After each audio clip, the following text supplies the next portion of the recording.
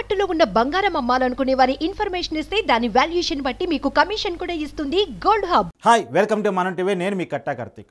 ఉమ్మడి ఈస్ట్ గోదావరి జిల్లాలో పిఠాపురం జరగం మరోసారి రాజకీయ చర్చకైతే వచ్చింది. నిన్న జనసేన ఆవిర్భావ దినోత్సవంలో పవన్ కళ్యాణ్ నేను పిఠాపురం నుంచి పోటీ చేయబోతున్నట్టు ప్రకటించేశారు. ఇంతకు ముందు నుంచి అనుకుంటున్నాం పిఠాపురంలో పవన్ కళ్యాణ్ పోటీ చేయబోతున్నాడని. నిన్న పవన్ కళ్యాణ్ నోటి నుంచే పిఠాపురం నుంచి పోటీ చేస్తాను అని చెప్పడం ద్వారా పిఠాపురంలో పవన్ కళ్యాణ్ పోటీ చేయబోతున్నారనేటువంటిది అధికారికంగా అనౌన్స్ అయినటువంటి విషయం. కాబట్టి ఇది అధికారికం. అయితే పవన్ కళ్యాణ్ ఎప్పుడైతే ప్రకటించేశాడో పవన్ కళ్యాణ్ మీద ఎప్పుడూ అగ్గి మీద గుగ్గులమై సోషల్ మీడియాలో పోస్టులు పెట్టి కామెంట్ చేసి సినిమాలు తీసి రాజకీయ ప్రచారం చేసేటువంటి సినిమా డైరెక్టర్ వర్మ నేను కూడా పిఠాపురం నుంచి పోటీ చేయబోతున్నాను, పవన్ కళ్యాణ్ మీద పోటీ చేయబోతున్నాను అని చెప్పేసి సోషల్ మీడియా వేదికగా ప్రకటించేశాడు. ఈ వార్త కూడా నేషనల్ మీడియాలో కూడా వచ్చేసింది. అయితే పవన్ కళ్యాణ్ వర్సెస్ వర్మ. అయితే వర్మ వైసీపీ నుంచి పోటీ చేస్తారా లేదా ఇండిపెండెంట్గా పోటీ చేస్తారా? ఇక్కడ క్లారిటీ రావాల్సింది.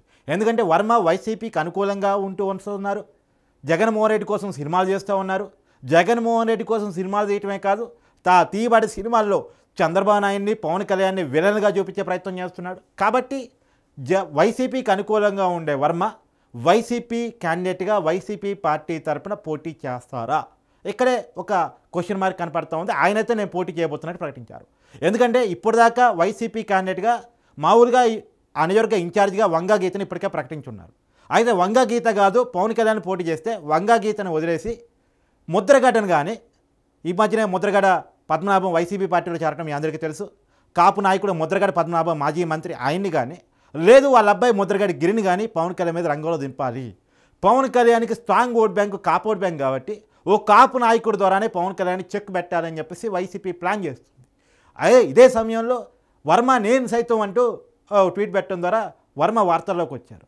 అయితే వివాదాల్లో ఉండటం, వార్తల్లో ఉండటం వర్మ కొత్త కాదు. ఒకవేళ పవన్ కళ్యాణ్ వర్మ ఇద్దరు పోటీ చేస్తే ఎవరికి విజయ అవకాశాలు ఉండే అవకాశం ఉంది? పిఠాపురం ప్రజలు ఎవరో మొగ్గు చూపించే అవకాశం ఉంది. అదే మాట్లాడుకునే ప్రయత్నం చేద్దాం. వాస్తవానికి పవన్ కళ్యాణ్ గురించి మాట్లాడుకుంటే ఆయన జనసేన అధ్యక్షుడిగా ఉన్నాడు. గత ఎన్నికల్లో ఫస్ట్ టైం ఆయన పోటీ చేశారు. 2014లోనే ఆయన పార్టీ పెట్టినప్పటికీ కూడా ఆ రోజు ఎన్నికల్లో పోటీ చేయలేదు. టీడీపీ బీజేపీ కూటమికి తన మద్దతు ప్రకటించేశారు. కానీ పోయినసారి ఎన్నికల్లో టీడీపీని బీజేపీని కాదని వామపక్షాలు బీఎస్పీతో కలిసి ఎన్నికల్లోకి వెళ్ళారు. ఆయన భీమవరం గాజువాక నుంచి పోటీ చేశారు. కానీ ఆ రోజు లెఫ్ట్ పార్టీల బలం చిన్నగా కావటం వల్ల కానీ, జనసేన ఒంటరిగా పోవటం, మొదటిసారి ఎలక్షన్స్ ఫేస్ చేయడం వల్ల, దేనివల్ల అయితే కానీ భీమవరం గాజువాక 2 చోట్ల ఆయన ఓడిపోయారు. ఈసారి పిఠాపురం నియోజకవర్గాన్ని ఎంచుకున్నారు. కాకపోతే పిఠాపురంలో టీడీపీ కూడా చాలా బలంగా ఉంటుంది. అక్కడ వర్మ అని చెప్పేసి ఒక మాజీ ఎమ్మెల్యే టీడీపీ క్యాండిడేట్గా ఇన్ఛార్జిగా ఉన్నారు ఆయన. అయితే ఆయన ఇండిపెండెంట్గా కూడా గతంలో గెలవగలిగిన వ్యక్తి, తర్వాత టీడీపీలో చేరిన వ్యక్తి ఆయన చాలా బలమైన క్యాండిడేటు. పోయినసారి ఎన్నికల్లో ఆయన ఓడిపోవడానికి కారణం ఏంటి అంటే, పోయినసారి టీడీపీ క్యాండిడేట్ టీడీపీ గాను, జనసేన క్యాండిడేట్ జనసేన గాను పోటీ చేయడం వల్ల ఓట్ల చీలిక వల్ల ఆ రోజు వైసీపీకి ఉన్న వేవ్ కూడా కారణం కావటం వల్ల అక్కడ వైసీపీ తరఫున దొరబాబు గెలిచారు పిఠాపురం ఎమ్మెల్యేగా, వైసీపీ క్యాండిడేట్గా. ఆ రోజు ఎమ్మెల్యేగా గెలిచినటువంటి దొరబాబు ఈసారి టికెట్ దక్కలేదు. ఆయన అసంతృప్తిగా ఉన్నారు.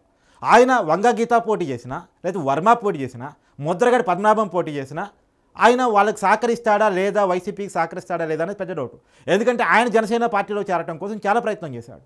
జనసేన పార్టీ నుంచి అక్కడ టికెట్ తెచ్చుకోవాలని చాలా ప్రయత్నం చేశాడు. కానీ పవన్ కళ్యాణ్ గారు తానే పోటీ చేద్దాం అనుకున్నా, లేదా టీడీపీ వర్మ అక్కడి నుంచి పోటీ చేస్తారు ఒకవేళ పవన్ కళ్యాణ్ పోటీ చేయకపోతే, కాబట్టి అక్కడ దొరబాబుని క్యాండిడేట్గా తీసుకోలేదు, దొరబాబుని పార్టీలో తీసుకోవడం జరగలేదు. కాకపోతే ఆయన జనసేనలోకి అవకాశం లేకపోవటం వల్ల, టీడీపీకి ఆల్రెడీ ఒక ఇన్ఛార్జ్ ఉండటం వల్ల, ఆయన ఏ పార్టీలో చేరే అవకాశం లేకపోవడం వల్ల వైసీపీలోనే ఉండిపోయాడు, కానీ అసంతృప్తిగా ఉండిపోయాడు. ఇప్పుడు ఆయన ఎవరికి సహకరిస్తాడు? ఒకవేళ పవన్ కళ్యాణ్ పోటీ చేస్తే పవన్ కళ్యాణ్ కోసం పనిచేస్తాడా, రేపైనా ఏదైనా రాజకీయ పదవి దక్కిద్దని? లేదు అంటే వైసీపీతోనే ఉండిపోయి వైసీపీ నిలబెట్టిన అభ్యర్థి కోసం పనిచేస్తాడా అనేటువంటిది చూడాల్సి ఉంది. ఇది పవన్ కళ్యాణ్ గారికి సంబంధించి ఆయన మొట్టమొదటిగా పిఠాపురం నుంచి పోటీ చేయబోతున్నారు. జనసేన పవన్ కళ్యాణ్ పిఠాపురం నుంచి పోటీ చేస్తున్నారు. దత్తాత్రేయుల అవతారమైన శ్రీపాద శ్రీవల్లభుడు జన్మస్థలం అది, శక్తిపీఠం అది. అక్కడి నుంచి పోటీ చేస్తాం. పిఠాపురంలో కాపు ఓట్ బ్యాంక్ చాలా ఎక్కువ, దీని తర్వాత బీసీ ఓట్ బ్యాంక్ చాలా ఎక్కువ, దాని తర్వాత ఎస్సీ ఓట్ బ్యాంక్ ఎక్కువ. అయితే కాపులంతా జనసేనకే ఓటేస్తారా? ఒకవేళ ముద్రగడ పద్మనాభం నిలబడితే ముద్రగడ పద్మనాభాన్ని కాపులను చేర్చుకుంటారా అనేది వైసీపీ వేస్తున్న లెక్క. వంగా గీత కూడా కాపే కదా, ఆమెకు కూడా మంచి పేరే ఉంది వాస్తవానికి. పిఠాపురంలో పరిచయాలు, బంధుత్వాలు, బంధాలు చాలా ఉన్నాయి ఆమెకి. మంచి అభ్యర్థి అనే పేరు ఉంది.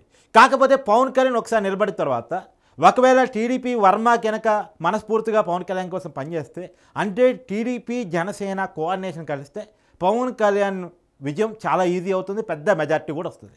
నేను చెప్తున్నాను కదా, 2014లో ఇక్కడ వాళ్ళ క్యాండిడేట్ గెలవడం జరిగింది, 2019లో మాత్రం టీడీపీ ఓడిపోవడం జరిగింది. కారణం ఏంటంటే విడివిడిగా పోటీ చేయటం. ఇప్పుడు కనుక కలిసి పోటీ చేస్తే ఓట్లు కూడా కరెక్ట్గా ఒకలోటు ఒకరికి అంటే ట్రాన్స్ఫర్ చేసుకోగలిగితే ఖచ్చితంగా టీడీపీ, బీజేపీ, జనసేన అభ్యర్థి ఎవరైతే ఉన్నారో వాళ్ళు గెలవడానికి స్కోప్ ఉంది ఈ పిఠాపురంలో. సరే, వర్మ పోటీ చేస్తే ఏంటి పరిస్థితి? వర్మ నాకు తెలిసి రాజకీయంగా ఫస్ట్ టైం ఎన్నికల్లో పోటీ చేస్తున్నాడు. అతను సినిమా డైరెక్టర్గా చాలా మంచి పేరు, ఒక టైంలో చాలా బాగా మంచి డైరెక్టర్ కూడా. శివ పేరుతో ఒక ట్రెండ్ క్రియేట్ చేశాడు తెలుగు సినిమాల్లో. తర్వాత బాలీవుడ్కి కూడా సర్కార్ అయితే ఏంది, రంగీరా అయితే ఏంది, చాలా మంచి సినిమాలు తీశారు. బాలీవుడ్లో కూడా తనదైన మార్క్ చూపించుకున్నాడు. తర్వాత తెలుగు సినిమాలకు దూరం అయ్యాడు. కానీ చాలా తర్వాత మళ్ళీ తెలుగు సినిమాలు తిరిగి వచ్చేసి వివాదాల సినిమాలు, కాంట్రవర్సీ సినిమాలు, అంటే బయోపిక్లు తీయటం, రాజకీయ వివాదాలను సినిమాలుగా తీయటం, జరిగినటువంటి ఇన్సిడెంట్ సినిమాలుగా తీయటం, ఏదో ఒక లైన్ తీసుకొని ఒకరికి అనుకూలంగా సినిమాలు తీసి ఇంకొకరికి విలన్గా కించపరచడం, ఇలాంటి వర్మ చేస్తూ ఉన్న పని ఈ మధ్యకాలంలో. వర్మ వివాదాలకి కేరఫ్ అడ్రస్గా మారిపోయాడు.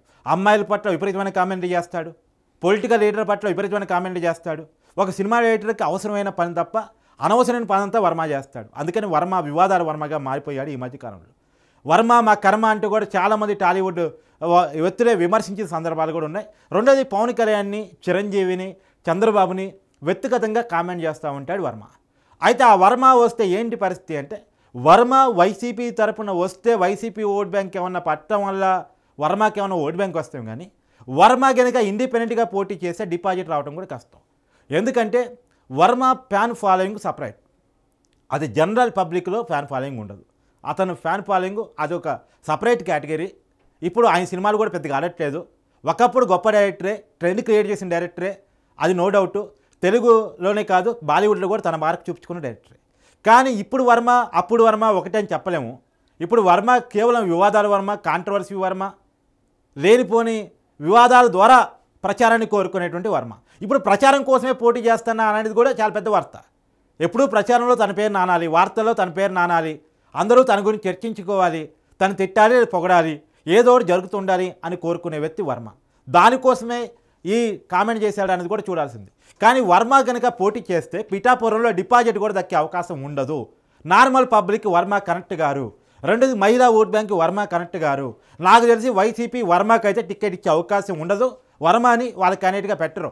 వర్మతో పని చేయించుకుంటారు, ఏదైనా డబ్బులు కావాలంటే చూస్తారు, లేదంటే పార్టీ అధికారులకు మళ్ళీ తిరిగి అధికారులకు వస్తే ఏదైనా నామినేటెడ్ పోస్ట్ కావాలంటే ఇస్తారు. రాజకీయాలంటే ఇంట్రెస్ట్గా ఉంటే ఏదైనా జగన్మోహన్ రెడ్డి ఇవ్వగలిగితే ఇస్తాడేమో, కానీ పబ్లిక్లో క్యాండిడేట్గా మాత్రం వర్మని పెట్టరు.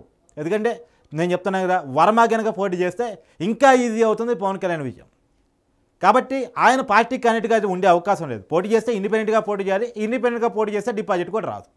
కాబట్టి నేను అనుకోవటం పవన్ కళ్యాణ్ అయితే ఖచ్చితంగా పిఠాపురం నుంచి పోటీ చేస్తున్నాడు. వైసీపీ తరఫున ఇప్పుడున్న వంగా గీత అయితే ఉండే అవకాశం ఉండకపోవచ్చు. ముద్రగడ పద్మనాభం, ముద్రగడ గిరి, ఈ వర్మ, వీళ్ళల్లో ఎవరు క్యాండిడేట్గా ఉంటారు? ఎవరు క్యాండిడేట్గా ఉన్నా సరే టీడీపీ జనసేన ఓట్ బ్యాంక్ అయినా కలిస్తే ఖచ్చితంగా పవన్ కళ్యాణ్ విజయం తథ్యం.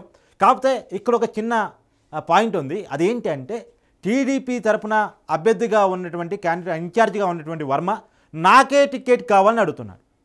మరి ఆయన ఎలా సంధాయిస్తారు? చంద్రబాబు పిలిచి ఎలా మాట్లాడతారు? నేను ఖచ్చితంగా ఇండిపెండెంట్గా గెలిచిన వ్యక్తిని మళ్ళా చేస్తాను అని చెప్పేసి ఆ వర్మ కోసం వైసీపీ కూడా ట్రై చేస్తుంది. వైసీపీలో చేర్చుకోవాలని చెప్పేసి వర్మ కోసం చాలా ప్రయత్నం చేస్తుంది. మరి కనుక వర్మ పోతే వర్మ నిజానికి అక్కడ ఓట్ బ్యాంక్ని ప్రభావితం చేయగల నాయకుడు. ఈవెన్ కాపు కాకపోయినా కాపు ఓట్ బ్యాంక్ కూడా వర్మకి పెద్ద ఎత్తున ఉంది. కాదు, మంచి క్యాండిడేట్, మంచి పేరున్న వ్యక్తి. ఆయనగా పవన్ కళ్యాణ్ కోసం కూడా పనిచేస్తే వాస్తవంగా విజయం తథ్యం. కాకపోతే ఇప్పుడున్న రాజకీయ పరిస్థితుల్లో ఈస్ట్ వెస్ట్ మాత్రం టీడీపీ జనసేన ఓట్ బ్యాంక్ కలిస్తే మెజార్టీ స్థానాలు టీడీపీ జనసేన కూటమి గెలిచే అవకాశం అయితే కనపడతా ఉంది. గత ఓట్ బ్యాంక్ చూసిన 2019లో TDP vote bank Janasena vote bank కలిస్తే ఈ కూటమి గెలిచే అవకాశం ఉన్న స్థానాలు చాలా ఉన్నాయి. మరి చూడాలి ఏం జరగబోతుంది అనేటువంటిది. Thank you.